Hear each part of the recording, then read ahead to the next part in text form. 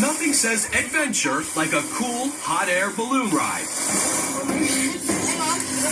But as your scenic voyage through the clouds comes to an end, it's time to come in for a nice, soft landing.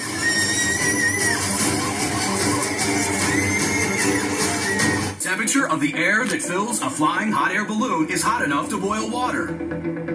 True. If you think 100 degrees summer heat is toasty, consider this. The average temperature inside a hot air balloon is around the boiling point of water at 212 degrees Fahrenheit. And they get hotter. The maximum temperature allowed is 275 degrees.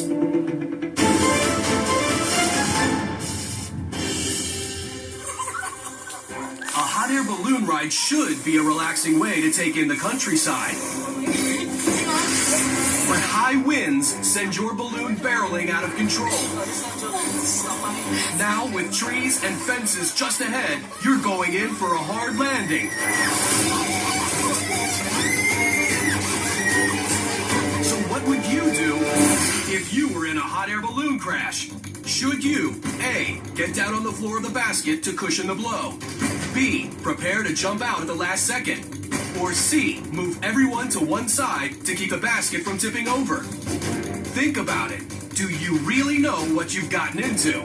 So a hot air balloon is obviously going to be driven by the wind. And what's interesting about that is when you're traveling in a hot air balloon, there's no wind because you are part of the wind. You're traveling right along with the wind. A hot air balloon is made up of many parts. The very top part is the envelope, and it's made out of ripstop nylon or polyester fabric. Below the envelope is the basket, and there are propane tanks inside the basket. The propane feeds the burners, which is very powerful, about 18 million BTUs that shoot up into the envelope to heat the air, which causes the rise. Wind conditions need to be calm to less than 7 miles an hour at surface for a balloon to inflate and launch. If you go and fly the balloon to heights of 1,000 feet, 2,000 feet, and you have winds that are 20 miles an hour or less, you're going to have a pretty nice flight. If you have winds that are higher than that, I don't think I'd want to be in the balloon. As a pilot, we have a lot of control up and down. Not so much sideways. Also, it's not like driving a car where you can pull over and stop if you have a problem. You have to be prepared for every possible worst-case scenario. Since 2000, nearly 50 people have been killed in hot air balloon crashes. Passengers, they don't wear any special safety gear. Basically, it's just comfortable shoes and layers of clothing. Landing in a 20-mile-an-hour wind can be rather dangerous. Usually at 20 miles an hour, the balloon basket is going to drag along the ground for a little ways. The most hazardous thing, and what we hear about a lot, is balloons getting caught in power lines. It can electrocute you if you get tangled in power lines. It can set the balloon on fire. It can cause death. And now you find yourself in a crashing hot air balloon. How would you survive this? Your best bet? A, get down, stay down, and brace for impact inside the basket. Typically, we want to come down and fly as close to level as we can before we hit the ground, but that isn't always possible. Sometimes we have a steeper descent than what we'd like, and the steeper we come down, the more we're going to bounce. And if there's still a lot of hot air in the envelope, we're going to bounce. We're going to come down, we'll hit again, hopefully not real hard. Once there's enough hot air out, then the basket tips over and we tend to drag a little bit. The baskets are woven out of wicker and rattan. They've tried other materials, they've tried metals and composite plastics, but none of them are flexible and strong at the same time. And when the wind comes up and you have a little bit of a bumpy landing and you're maybe going to drag a little bit, it's important that the basket be strong and flexible. You want some give. The baskets are there to protect the people, and they work very efficiently. If you're not in a perfect landing situation, yes, it can bounce. So that means grab onto the side of the balloon, bend your knees, and brace yourself. But if you get the chance, shouldn't you just bail out of the balloon?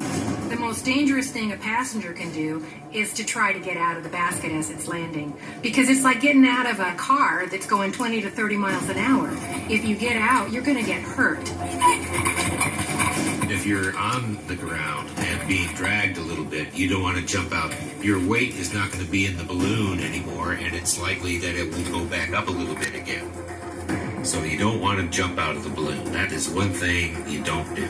As for shifting your weight to keep the gondola upright, You can move around in a basket while you're flying, but when it's time for the landing, everybody needs to get low, hang on, and do as the pilot tells them. And I think most injuries tend to happen when people don't hang on, because you've got elbows and knees flailing around in there, and it's important that you hang on until the basket stops moving completely. If everyone was to shift their weight inside the basket, it would not have a real big effect, but we do like to keep the balloons in a stable manner. The pilot is going to tell you, okay, you stand over here, you stand over here, and that will help things out immensely.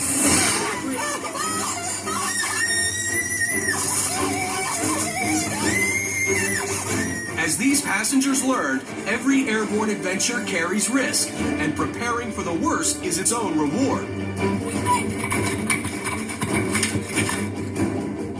Stay inside the basket, hang on to the interior handles, and crouch low and brace for impact. Your pilot will let you know when it's safe to leave. And remember, sometimes what goes up comes down hard.